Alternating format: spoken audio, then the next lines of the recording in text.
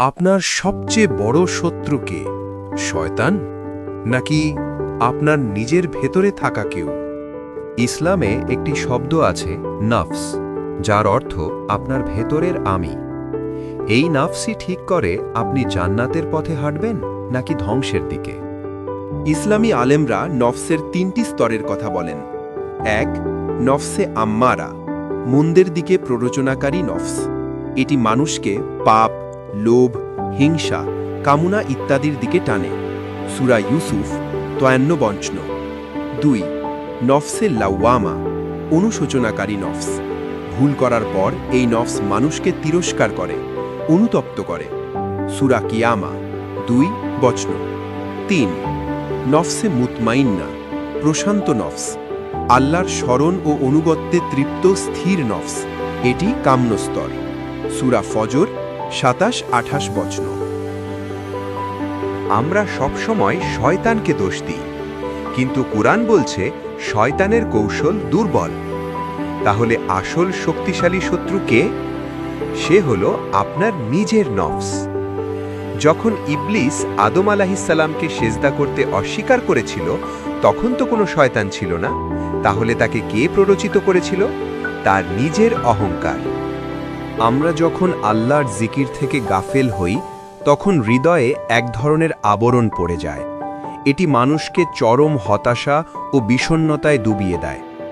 আল্লাহ বলেন, কখনো না, বরং তাদের কৃতকর্মই তাদের হৃদয়ে মরিচা ধরিয়ে দিয়েছে। সূরা মুতাফফিফিন ১৪। সংক্ষেপে, নফস হল মানুষের ভেতরের আমি, যাকে নিয়ন্ত্রণ ও পরিশুদ্ধ করার মাধ্যমেই আত্মশুদ্ধি অর্জিত হয়। হাবিল কাবিলের ঘটনায়ও দেখা যায় কাবিলকে তার নফসই নিজের ভাইকে হত্যা করতে প্ররোচিত করেছিল। শয়তান কেবল মানুষকে ভুলিয়ে দেয়, কিন্তু নফস মানুষকে সরাসরি মন্দের দিকে টানে। আমরা অনেক সময় ইবাদত করি, জিকির করি, তবুও গুনাহে লিপ্ত হই। আমরা শয়তানকে দোষ দিই, কিন্তু পবিত্র কুরআনে আল্লাহ তাআলা বলেছেন, শয়তানের কৌশল আসলে অত্যন্ত দুর্বল। সূরা নিসা ৭৬। যখন আপনি গুনাহ করেন, আপনার হৃদয়ে একটি কালো দাগ পড়ে। ধীরে ধীরে সেটাই হয়ে যায় আবরণ, আর আপনি হারিয়ে যান নিজের মধ্যেই। তাহলে আসল শক্তিশালী শত্রু কে? সে হলো আমাদের নফস। এটি মানুষের ভেতরে থাকা এক টাইম বোমার মতো।